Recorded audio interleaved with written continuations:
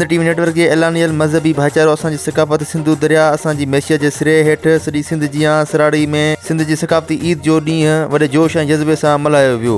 सराड़ी शहर जे ॿिनि निजी स्कूल्स अल-फलाह ऐं आमना मॉडल पब्लिक स्कूल तरफ़ां सकाफ़त खे भेटा पेश करण लाइ उस्ताद ग़ुलाम सरवर मक्सी जी अॻवानी में रैली कढी वई, जंहिंमें ॿिन्ही स्कूलनि जे शागिर्दनि शागिर्दियाणियुनि उस्तादनि वॾे तादाद में सिंधी क़ौमी लिबास टोपियूं अजरक पटका पहिरे शरीक थिया ऐं सिंधी क़ौमी गीतनि ते रक़्स कयो।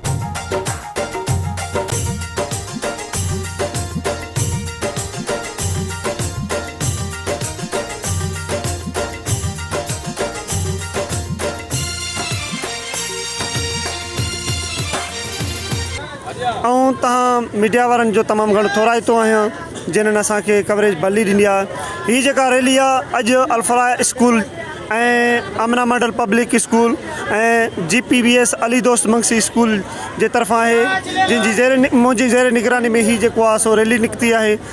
अॼु ईअं सम्झो असांजे लाइ हिकु सकाफ़ती ॾिहाड़ो न, पर हीअ असांजे लाइ ईद आहे।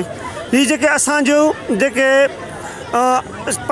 जेका सिंध आहे 5000 साल पुराणी आहे, उन जे तहज़ीब खे ज़िंदा करण जे लाइ हिन असां रैली कढी आहे। ही सिंध जी सकाफ़त बि ज़ाहिर कई आहे, जंहिंमें असां सिंध जी जेके पोइते पियल कम आहिनि उन्हनि जी सपोर्ट जे लाइ, जंहिंमें असांजो पाणी पोइते पइजी रहियो आहे, जंहिंमें कैनाल वॾा ठहनि पिया था, उन खे असां जेको आहे सो असां उन जो इनकार था कयूं, असां उन्हनि जो जेको आहे विरोध था कयूं ऐं असां पंहिंजी सिंध खे हर तरीक़े सां बचाइण जी कोशिशि कयूं था। जंहिंजो जेतिरो असांजो अमल आहे, असांजी जेतिरी हिमत आहे, असां उन तरफ़ उन जे मुताबिक़ असां कोशिशि कयूं पिया था।